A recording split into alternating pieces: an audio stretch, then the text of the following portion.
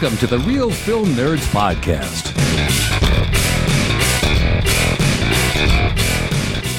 Good day, everyone, and welcome back to another incredible, amazing, stupendous podcast of the Real Film Nerds.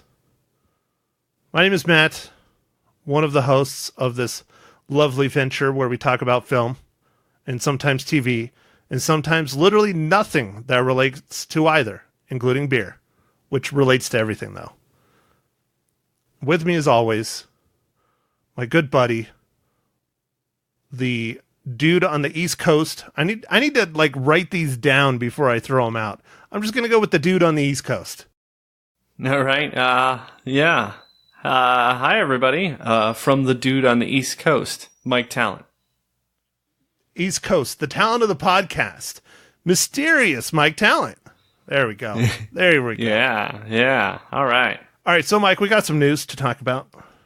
We started a little something literally last night. For those of you who got the invite or have joined or whatever, we started a fan group where people can go and talk about movies and film and whatever the hell else they want. And we already have quite a few members. It's real easy to find on the old Facebooks. It's facebook.com/groups/realfilmnerds. Boom. And I have nice. And we have effectively called it Fans of Real Film Nerds. And I spent time finding a badass spray paint font and throwing it over our logo. I think it looks pretty cool. What do you think, Mike? I do. I think it looks pretty cool as well. And we already have a good question about what is the nerdiest film from the film nerds. Brought in by one of our special guests, Mr. Steven Stockmar. Yeah, so I did my best to answer that, but, Matt also chimed in. But to find out more, you need to go and join us. And join us, yeah. We are, it hasn't even been 24 hours since I started the group, and we are already up to 26 members. Now, I'm only going to do this once. I'm not going to do it again, but these are the founding members of the Fans of Real Film Nerds podcast, and I'm just going to do it quick, Mike. I got it here in front of me. Hold on to your butts. Andrew Goodman, BJ Lordy, Brian Christina Peter, Christine James, Cindy Barks, Danny, I always screw up saying his last name, Roostat, Dirk Vandenberg, Doug Cook, Eric Castaños. I always screw that one up too. Damn it, I can't talk. I'm turning to you, Mike. Uh-oh, man. I didn't think it was contagious, man. I just can't speak or read or do things good. It's like the outbreak. Yeah. It's spreading like the monkey. All right. Heather Victoria, which is my sister, for any of you who want to attack her personally, feel free. Because she's still upset that she has not been on this podcast. And I told her when we do a movie where we really don't care about it and it's some chick flick, she can be on it. So you basically told her she's never getting on? No, Lion King. No. I'm not doing Lion King. I don't care. I'm not doing it. All right. Jacob Samuel Sparks, the third member of the Blue Milk podcast, who, for those of you who do not know, it's Jacob Sparks, BJ Lordy, and Dirk Vandenberg, who is down towards the bottom. No, I got him earlier. Never mind. It's alphabetical order on their first name. Interesting. All right. And Jamie De Jesus, who I like to reverse that and call her Jaime De Jesus. Nice. Jesse Platt, John Rust, Josh Foreman, my comic book guy, Katie Filson Brand. I think you might know that young lady, Mike. Yes. Marcus Hodges, my nephew, me, of course. Mr. Santos, the host of the Mile High Show. Mysterious Mike Talent, of course, obviously. Rosie Souza, a good friend here in Prescott. Scott Orr, the host of the Code 3 podcast, for those of you who want to know anything and everything about firefighting. Then again, our good buddy, former guest, Steve Stockmar. Torrance Dunham, good buddy of mine, photographer buddy, reporter, journalist guy. And then Vanessa Hartline, a good friend of mine, former coworker. So there you go. Those are the founding members of fans of Real Film Nerds Podcast. And that's the only time I'm going to do it. Anybody else that joins, I'm not going to give you a shout out, but everybody else gets one.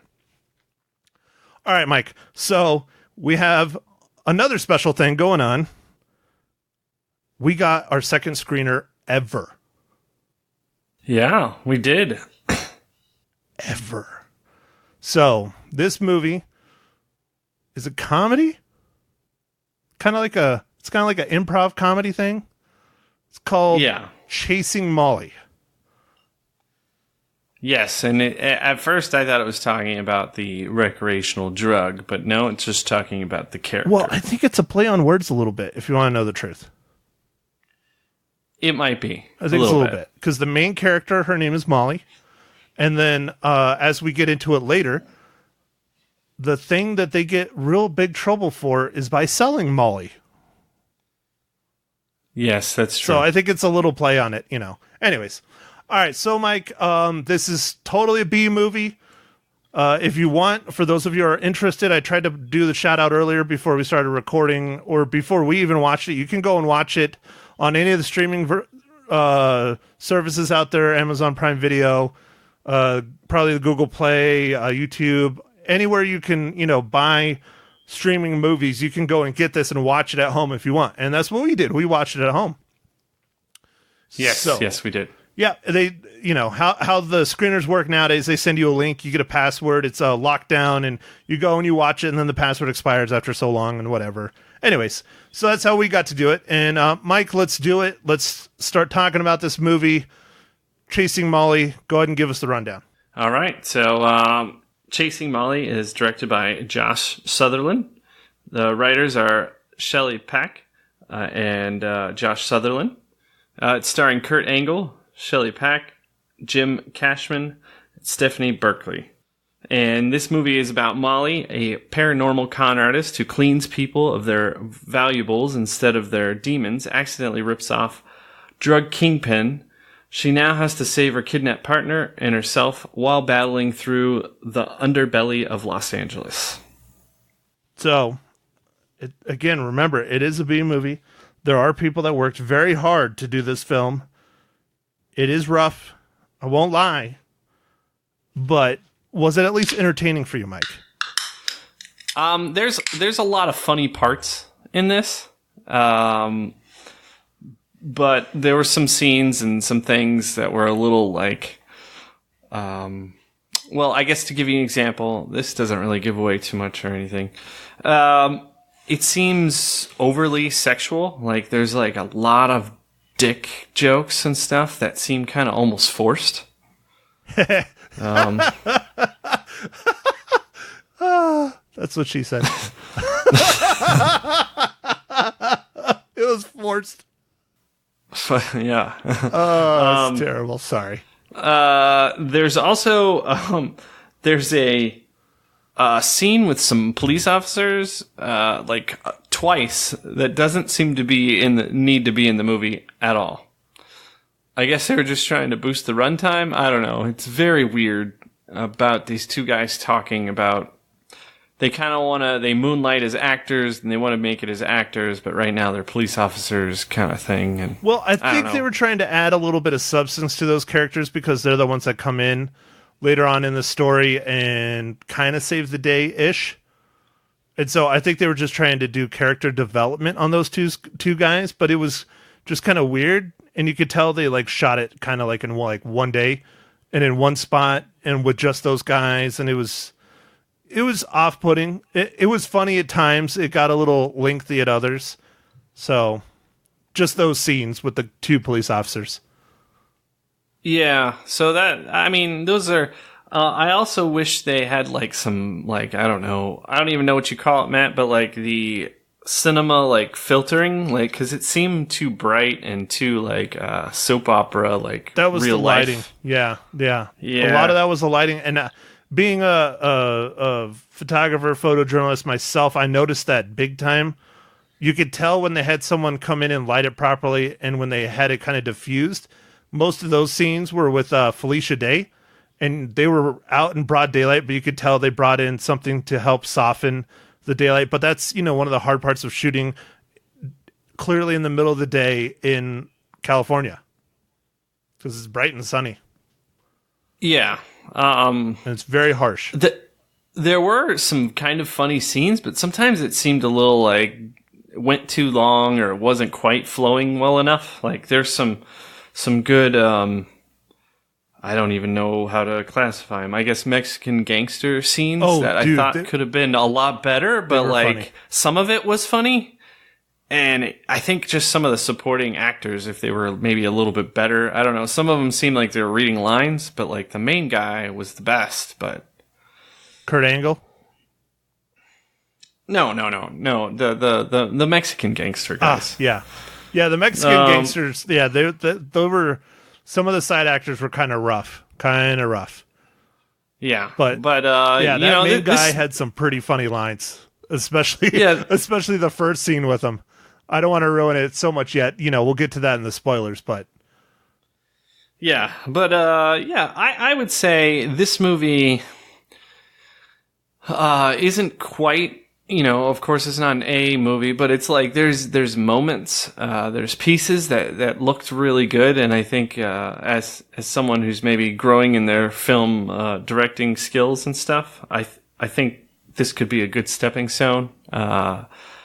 And it had moments that were kind of funny and stuff. It just wasn't complete. Yeah, I agree. There were a lot of really fun, really hilarious. I mean, there was a couple where I lost my mind laughing moments, but as a complete story, it's rough. And a lot of that just might be the editing. A lot of it might be the directing. A lot of it might be maybe too much improving, because it comes off that they're doing a lot of improving, especially during certain scenes, and they're having jokes that aren't landing like real great, and the timing's kind of rough on them. But there's a handful of scenes that I really would have loved to seen a little bit more development with those characters and things. That's one thing too, is there is a lot of freaking characters in this movie. I mean, a lot.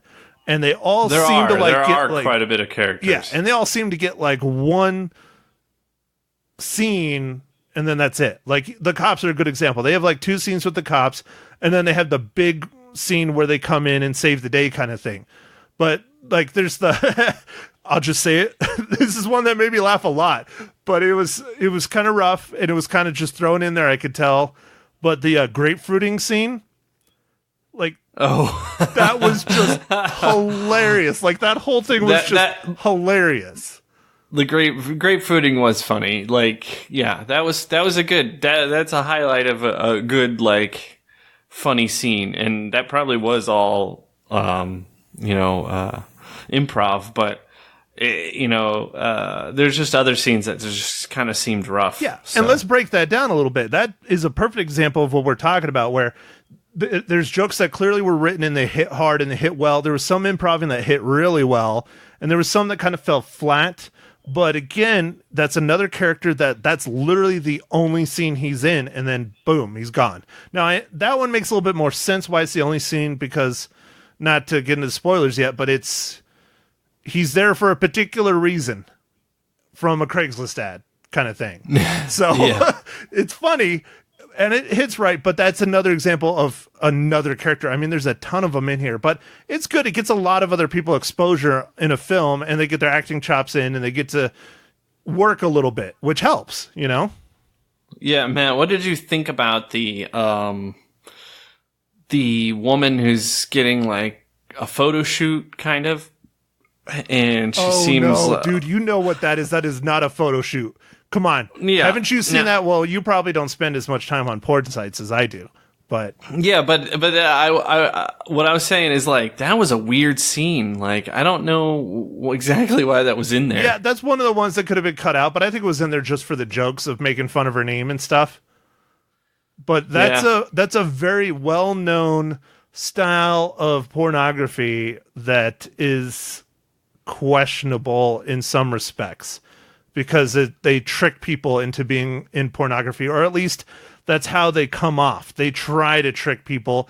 Granted, 90% of the time it's just an actor or actress acting really bad in it, saying, oh, I didn't know, and all this. That's exactly what that's supposed to be making fun of. Yeah, I don't know. I wasn't sure what they were trying to go for there. I guess that's all. All right, so Mike, before you start getting into spoilers, because I keep touching on it here and there, let's just do real quick. Do you think people should go watch this? Ooh, I don't know. I would say, honestly, it's okay. If you had free time and this was on a streaming service and it was like something to watch for free or included with the streaming service, I would say that. I don't know if I would pay to watch it because it looks like on Amazon it's $4. I don't know. It's pretty cheap though, still for to get it on Amazon.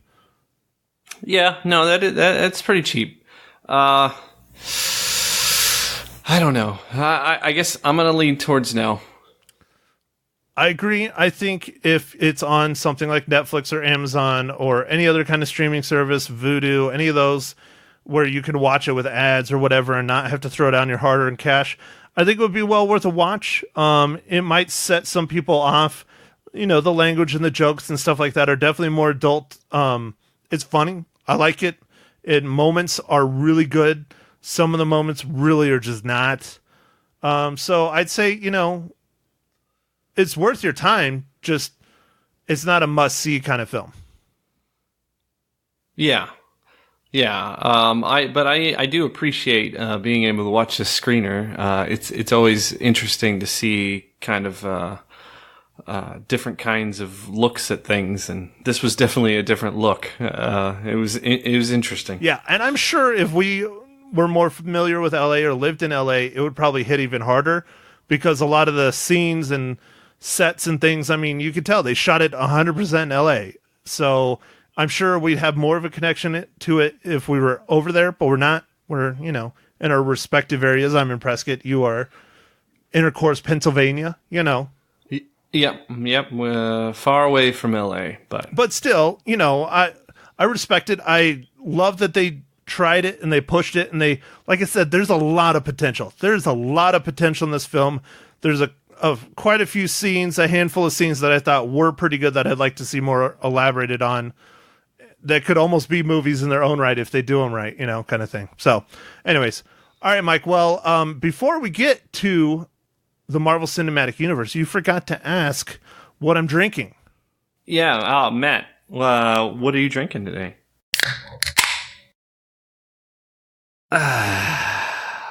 Well, Mike, I have not cracked open my beers yet because it is still the middle of the day. It is hot. It is very hot here in Arizona. It's one of the hottest days of the year so far in Prescott. We're supposed to top out at like high 90s. I am drinking a giant glass of delicious iced tea. Oh, man. Oh, I thought you were just going to say water. High quality H2O. No. Nope, iced tea. Okay. Awesome. Well, Matt, given that there's a 3-hour time difference. You're 4 beers in, because I heard you crack it open earlier while you were talking. Yeah, I am drinking that same beer that I've been drinking the last few times, which is Do You Even Zest, which is a citrus double IPA by Crooked Stave. Is that the juicy one? Yeah, it's juicy. Juicy. All right, here we go.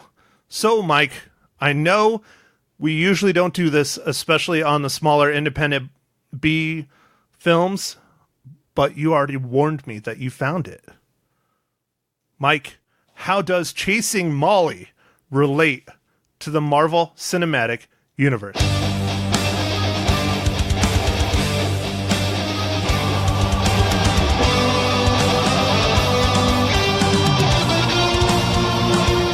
So our director and story created by Josh Sutherland, he was also visual effects on The Avengers. The original? Yeah, the original, 2012. Nice. That's awesome. See, I really didn't think we were going to be able to tie this one. I mean, there's one actor in here that, God, now we can spoil it. But one of the main actors, his name is Jim Cashman. And I was sitting here watching this movie going, man, where the hell do I know this guy from? Where do I know this guy from? I stopped watching the movie. I went to bed. You didn't recognize him right away? No, I was lying in bed, getting ready, trying to fall asleep, and then it just clicked. I was like, oh my God, it's the dude from the Progressive commercials. Yep. Yes, it sure is. It's the opposite to Flo, the guy who always kind of gets shit on. It's Jamie.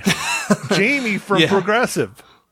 Yeah, who always gets shit on in the commercials. Like, he's always like behind or doesn't do something right, and he gets shit on in this movie. He's the one that's kidnapped. Yes. So I guess he's typecast. This man cannot get a break. Has a shit on character. Well, I think he might have been maybe one of the writers with it. No, he wasn't. I thought he was, but anyways. All right, so Mike, let's go ahead. Let's start spoiling since we already are. Let's do it.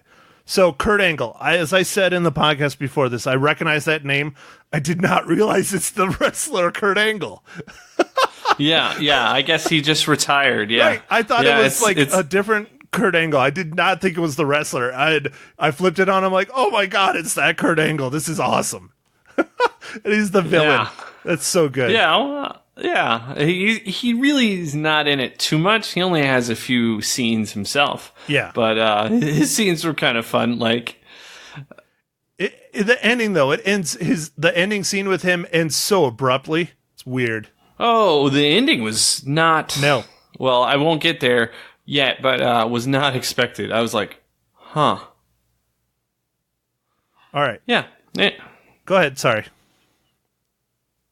So like we've said, there's lots of moments. There's kind of a funny moment where they go to their respective drug dealer, their buddy, I guess, and they're like, "Hey, we have this drug that we don't know what it is, but we don't want to take it. Will you take it?" And he's like, "Oh yeah, I already ate it." He didn't eat it though, Mike. Yeah, but then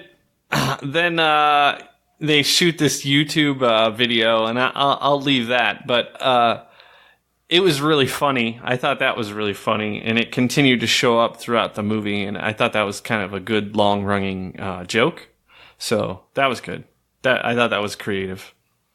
Okay, I'm trying to remember the character's name, and you might remember it. I don't see it on IMDb. Oh, nope, there it is. Never mind. I found it. I thought they were going to leave it out. Right. No. One of my favorite scenes of the whole movie, which I would have loved to have seen it elaborated on. And clearly this guy was brought in for this one day, and he's clearly probably not a super high-end actor, but he's more known than most of the actors in here, is Jeff Lewis's Skullfucker. That whole scene with him was just hilarious. I was losing it, man, when I was watching that scene. It was just hilarious. Like how he just starts out with like, oh yeah, his 3 kids, all with different women, and he's like, yeah, they knock me up and they, move on, and I'm like, what? Yeah. It was just so funny, and you could tell a lot of his stuff was improv. But I was just losing it with that guy. That whole scene was just hilarious. Yeah, when he starts talking about everything that he did with like his kids sitting right there, it was like, oh wow, like it was crazy. Oh yeah, and then he's sitting there, screaming at another guy about all the different ways he's gonna, fuck him in the skull. And it goes on for like 3 or 4 minutes, and the kids are just standing there like it's no big deal, coloring and doing their thing. I was just dying. Oh, that was one of my favorite parts of the whole movie. So good. Yeah, that was pretty funny. There are parts of this movie that were really good. I think my biggest complaint. One other complaint I have was the action scene in the warehouse when the police show up and stuff. Yeah. That was pretty bad, man. Like they just played some gunshot sound effects, and yeah, that was pretty bad. Yeah, that whole scene was pretty rough. But I liked the main Mexican gangster guy. Like the first introduction was really smart and really funny, and they really could have gone farther with it, but they didn't. I was kind of disappointed. But so you meet all the Mexican gangsters, and they're like sitting in their warehouse or their, hideout or whatever, and they're talking about basically a pyramid scheme with selling guns. Yeah, it was pretty funny. I was like, wow, it was like Avon for guns. It was just hilarious. It was pretty funny. That was just a great one.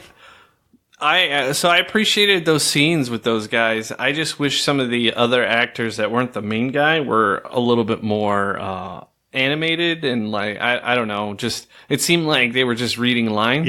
Yeah, and they weren't as like I don't know invested in their characters. Well, they might not have even been actors. They might have just been friends that they needed, someone to fill in. Hey, you want to be an extra? We need a couple more gangster-looking people.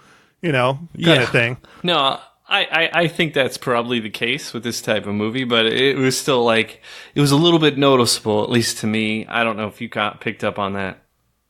Oh, so the dude that plays the main gangster guy, it's hilarious. I just was looking it up. His character name is Guapo, which you know what that is in Spanish, right? Guapo. I should. Handsome. Oh, okay. His real name, or at least his actor name that he goes by, is Scar. And I was getting them kind of mixed up. Nice. Scar. But yeah, he's been in a handful of things. Mike, are there any more scenes in Chasing Molly that you want to discuss, good and or bad? The end was very strange and abrupt. Yes, it was. So I guess it's trying to tie in the demon stuff and like the ghost hunter kind of thing. Yeah, that's in the beginning because they're like a paranormal service, but like obviously it's really just fake and they're ripping off people. You find that out pretty quickly, but then at the end they like tie it in to be real. That was strange to me. I was like, what? Yeah, it was. The ending is definitely not great. But like I said, we discussed a little earlier, this film has a lot of potential. It has a lot of different things that were really fun and hilarious, and there's some that fall kind of hard and flat. Like one scene that I wasn't a super huge fan of was the monk that sells weapons. That scene was kind of rough, like just all around. The acting and the weapons they were using and the monk thing was weird. It was really just kind of random. So I mean there's like no point to it. Okay, it's a monk that sells weapons. Okay. But that's the only scene that dude's in, and that's it. So I don't know. Yeah, that's true. So all right, Mike, let's do it. You're going first. Ladies first, right? Are you calling me a lady? Maybe. I'm just. Oh, right. I was gonna say That's maybe what he said. Maybe I should poke fun at you when you're sleepy like normal instead of when you're in the middle of the day and actually awake. Because clearly it's not working. You're catching all the things I'm saying. This is awful. Yeah. I'm sorry. Can you please be a little bit more tired next time, Jesus? All right, I'll try. All right, Mike. How many reels do you give Chasing Molly?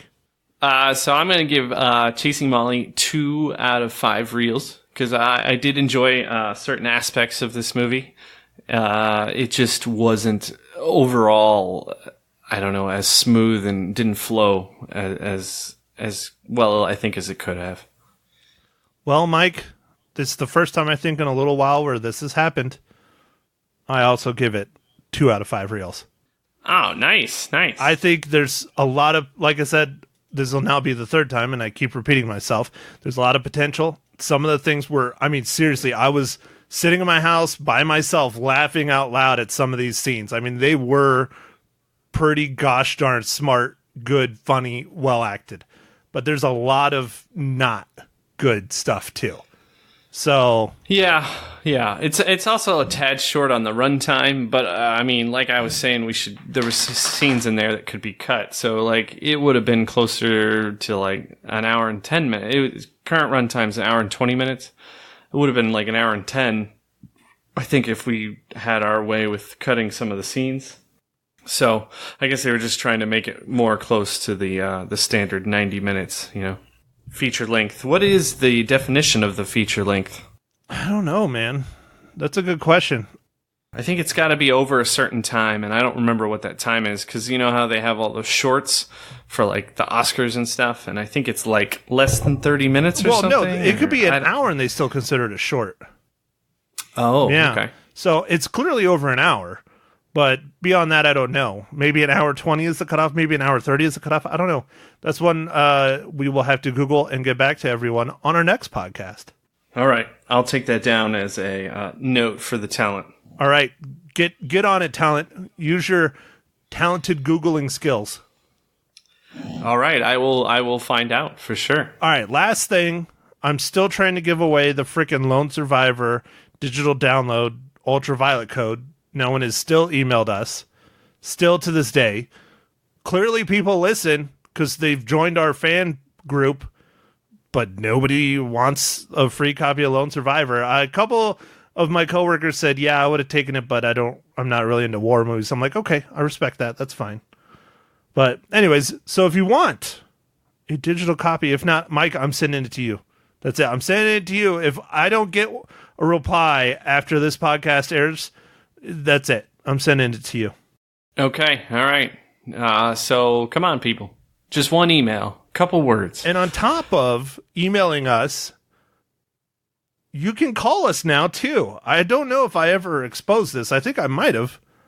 But I don't know if I talked about it on the pod. We have a phone number? Did we talk about it on the pod?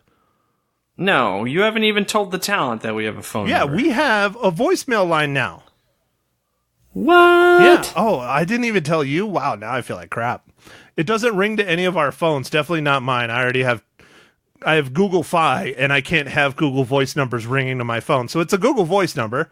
But if you want to call and leave us a voicemail, which I can splice in, it'll sound like crap, but I can splice it in and people can actually hear it, or you want to ask questions, or you want to say how terrible we are, or how great we are, or whatever, you can call in and leave us a voicemail at 602-551-6389. And that is a Google Voice number out of Phoenix, or it's supposed to be Phoenix. Oh, okay. So one more time. Man, I think I'm gonna call it and leave a voicemail. All right. 602 just to give you practice. 551-6389. So, all right. Well, there we go. Next one, Mike and I have already discussed it because I saw it on Thursday. Mike saw it yesterday. We're recording on Saturday for those of you who do not know. Once Upon a Time in Hollywood. Yes, the first time that Brad Pitt and Leonardo DiCaprio star in a movie together, and the 9th film by Quentin Tarantino.